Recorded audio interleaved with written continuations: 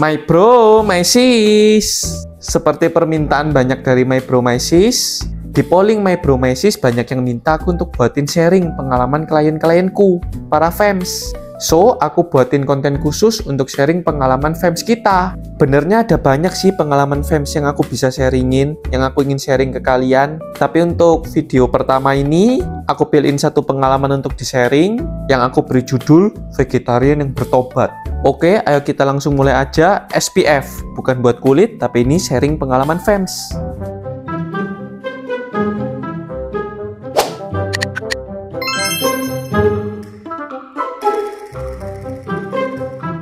Aku sambil lihat catatan di HP-ku supaya nggak salah kasih informasi ke kalian. Sebelum aku share ke kalian, aku juga udah minta izin ke fans kita untuk aku sharingin pengalamannya di dunia fitness ini. Kali ini fans kita perempuan dan kita kasih nama samaran aja, gampang-gampangan si A. Jadi my sis ini umurnya 32 tahun dan vegetariannya tuh udah dari kecil, bener-bener dari kecil. Dibilang aktif olahraga ya juga lumayan, seminggu bisa 2 kali olahraga, resistance training, sometimes cardio, atau sometimes ikut temen-temennya main badminton. Tapi memang untuk sekedar cari keringat, sehat aja, nggak ada goal tertentu yang kayak apa, nggak juga.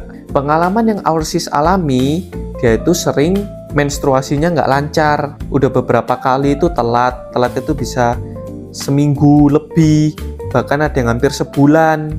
Terus dibawalah ke dokter. Setelah dicek sama dokter, ternyata my sis ini ada PCOS, Polycystic Ovarian Syndrome. So, ini bukan asumsiku, bukan hipotesa, memang dokter sendiri yang udah bilang.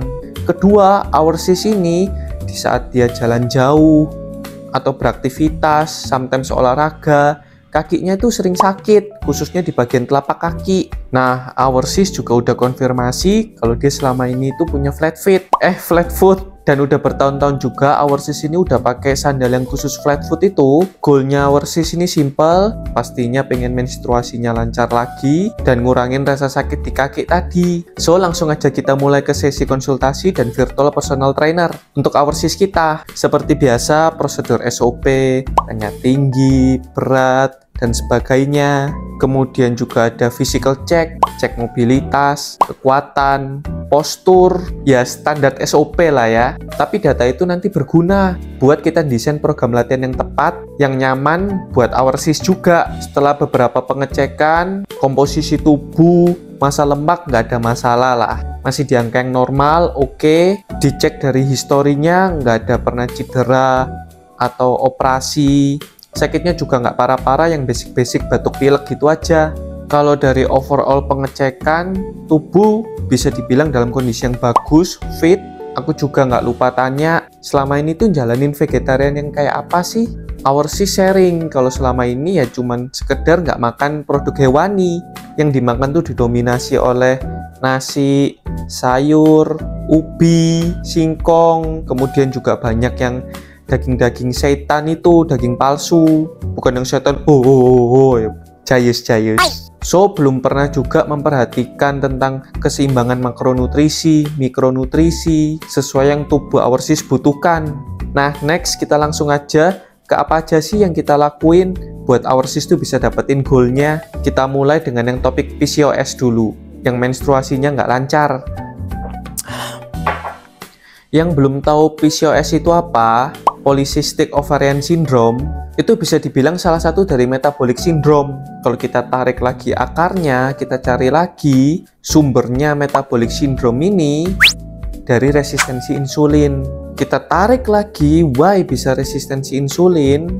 Jawaban paling sederhana yang aku bisa share ke teman-teman semua, my bro, my sis, kebanyakan makan gula dan karbohidrat. Simple, dominasi makanan sehari-hari kita yang manis-manis, karbohidrat, gula. Maybe kelihatannya simple, tapi resistensi insulin ini juga bisa ngarah ke diabetes, PCOS tadi, dan sindroma metabolik lainnya.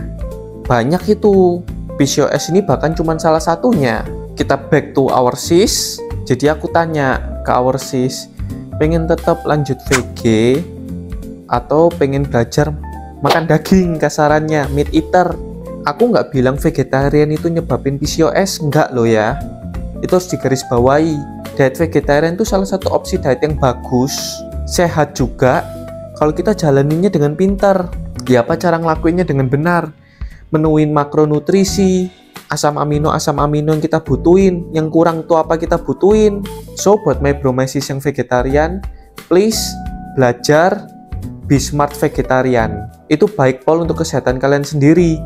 Back to our sis milih buat belajar jadi meat eater, alias menyudahi vegetariannya dan pengen mulai belajar makan produk hewani. Makanya sesuai thumbnail vegetarian yang bertobat.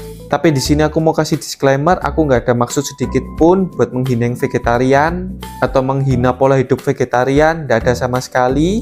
Aku support, yang aku nggak support itu vegetarian tapi asal-asalan, bukan yang smart vegetarian. Nah, tapi problemnya di sini, kalau dari kecil aja udah vegetarian, terus sekarang udah besar, tadi umur 32 tahun, our sis tiba-tiba mau langsung makan produk hewani, makan daging, ayam, kemungkinan besar perut itu pencernaan pasti masalah. Namanya sistem pencernaan kita ya, dari kecil nggak tahu nyentuh daging, jadinya belum beradaptasi nih, belum kebiasaan. So untuk dietnya my sis, aku nggak langsung berubahin gitu, nggak langsung aku switch over gitu, nggak. Tapi perubahannya, program dietnya tuh step by step, perlahan-lahan. Kasarannya learn slowly. Biasain my sis untuk belajar menuin asupan makro dan mikronutrisinya. Vitamin, mineral, antioksidan, mikronutrisi, protein, lemak, karbohidrat, makronutrisi dalam kadar yang seimbang atau sesuai dengan kebutuhan tubuhnya our sis. Nggak over konsumsi dan berlebihan, apalagi untuk karbohidrat tadi, gula. Jadi program dietnya, aku dan our sis, si A, kita programin, jadi tetap jalanin VG kayak biasanya, hanya perlahan-lahan kita masukin tuh produk hewani, daging, ayam. Di minggu pertama, per hari itu perlahan-lahan kita belajar sesuap dulu produk hewaninya. Di minggu kedua, per hari mulai kita tambahin. Per hari itu, dari yang sesuap kita tambahin 2 suap. Kita bagi nih, ke makan siang, malam. Selama perut nggak ada masalah, bolehlah kita sarapan kita tambahin juga 1 suap lagi, jadi 3 suap. Week 3, week 4, itu kita ada progres terus kita tambahin. Dari mungkin yang week 2 tadi kita asumsikan 5%, week 3 persentase produk hewaninya 10%, week 4 20%, progresif terus gitu, week 5, 6 begitu seterusnya. Tapi kita sambil tetap pantau, kontrol, ya apa sih respon perutnya our sis. Kalau problem, buat kita back 1 step ke belakang, tetap stabil di level itu terus. Kalau udah enakan, kita tambahin dikit, nggak terlalu agresif, mungkin naik 5% aja dulu. Itu pun kita variasi juga, nggak cuman ayam terus, kita ada kombinasi daging. Menunya juga nggak strict, super strict, cuman ditaruh di atas pan, garam, merica terus makan, nggak. Variatif, simple seperti yang udah kita temukan di sekelilingnya kita aja sih. Ayamnya padang, bisa sate, daging bisa dari rawon, soto daging. Sekalian our sis tuh cicip-cicip lah lidahnya berbagai jenis kuliner yang selama ini belum sempat dirasain, dan hindarin juga dari kebosanan, jadi bisa lebih fun. Balik lagi, per week itu kita ada progress sampai di titik yang our sis paling nyaman dan bisa sustain untuk kedepannya, dengan memperhatikan agar ini tetap works dan gak mengganggu pencernaan juga pastinya. So bersyukur pol planning dietnya berjalan dengan baik, penambahan tiap minggunya itu juga berjalan dengan baik, gak ada halangan, gak sampai masalah pencernaan yang parah gitu, enggak. Our sis juga jalanin progres perubahannya dengan fun, dan our sis sekarang ya udah omnivora, tapi dengan asupan makronutrisi dan mikronutrisi yang seimbang. Yang lebih baik juga, 1 bulan setelah kita bareng-bareng benerin semua itu, benerin pola makan dan sebagainya, bersyukur pol menstruasinya langsung lancar. Telat paling hanya telat 1-2 hari, tapi udah nggak tahu lagi ngalamin yang telat sampai berminggu-minggu atau sampai sebulan gitu, nggak. Masalah PCOS teratasi. So sekarang kita masuk ke sesi flat foot, kaki yang sering sakit di our sis. Flat foot itu penyebabnya banyak, bisa dari bawaan lahir, genetik, dan yang paling umum sebenarnya karena distribusi beban bobot tubuh kita ini nggak seimbang. Ini kasarannya kaki kita nih ya. Kaki bagian depan ini kita sebut forefoot, tengah ini midfoot, yang ada cekukannya tuh biasanya, yang belakang ini hindfoot. Dan yang umumnya terjadi pada orang yang flatfoot itu distribusi bebannya yang seharusnya merata, tapi untuk myobromyces kita yang flatfoot itu distribusinya lebih dominan ke forefoot yang depan. Jadi beban tubuh kita lebih banyak ke distribusi ke bagian depan kaki kita di sini. Nah, ini tadi yang nyebabin kaki kita itu flat. Tapi sebelum aku menyimpulkan kalau benar itu masalah distribusi bobot tubuh, problemnya our sis, aku cek dulu. Pengecekan yang aku paling suka lakuin tuh simpel. Jadi hanya sesimpel squat. Toh ya, our sis juga sering olahraga dan memang squatnya juga bagus. Jadi sesimpel our sis aku minta tolong untuk squat, tapi di bawah kakinya, di midfootnya ini, aku kasih plate kecil kayak gini. Jadi balik lagi nih, ibaratin kakinya our sis, aku taruh plate kecil di bawah midfootnya. Squatnya BTW yang body weight. Nah, setelah itu aku minta tolong my sis buat squat. Dan nanti kelihatan nih distribusi bebannya seimbang atau enggak. Kalau our sis stabil di saat squat di atas plate ini stabil, berarti distribusinya pas, seimbang. Nah, tapi kalau nanti gak balance, di saat squat itu badan gak balance, nanti kelihatan. Kalau gak balance-nya lebih ke depan, berarti distribusi beban lebih banyak ke depan. Kalau nggak balance-nya ke belakang, ya berarti distribusinya banyak ke belakang. So, tes itu aku lakuin ke our sis, dan ternyata bener di saat squat, badannya unbalance dan lebih condong ke depan. Kalau udah jelas kayak gitu, sebenarnya solusinya gampang. Pada program latihan, program workoutnya our sis, beberapa gerakan tertentu, aku fokuskan untuk yang bawa bobot tubuh, beban tubuh lebih ke belakang. Sekalian melatih our sis untuk mendistribusikan beban tubuhnya lebih merata. Contoh-contoh exercise yang aku tambahin itu seperti front squat, goblet squat. Karena exercise kayak tadi itu memang yang memaksa dan melatih tubuh kita itu supaya bebannya lebih ke belakang. Titik tumpu beban kita nih lebih ke belakang. Tapi balik lagi, ini bukan hal yang instan juga, akan butuh waktu. Tapi bersyukur juga sekarang udah mulai jauh berkurang tuh rasa sakit di kaki.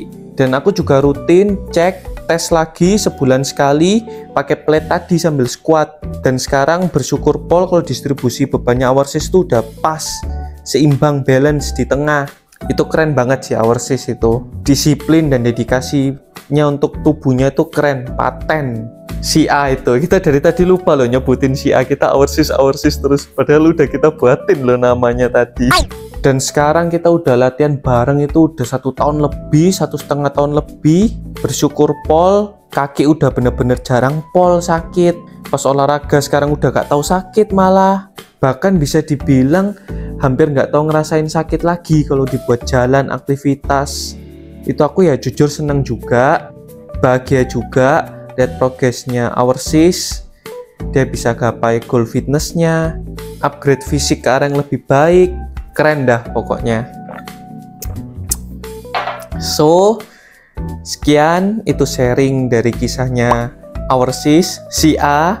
Tujuanku sharing pengalamannya fans kita, atau bisa dibilang sebenarnya klienku. Itu aku harap ada hal yang myobromyces tuh bisa dapetin, ilmu baru, sudut pandang baru, yang siapa tahu bisa bermanfaat juga untuk badannya myobromyces, kesehatannya myobromyces. So, sebelum penutupan, ku harap sharing kali ini tuh bermanfaat buat myobromyces. Selalu ambil ilmunya, positifnya, dan tungguin juga SPF minggu depan, sharing pengalaman fans kita minggu depan. Masih ada banyak kisah menarik dari fans kita yang bisa jadi tambahan ilmu dan pembelajaran untuk kita semua. Jangan lupa subscribe, like, dan share ke orang-orang yang kalian sayangi. Sekian sharingku, semoga bermanfaat. Ciao!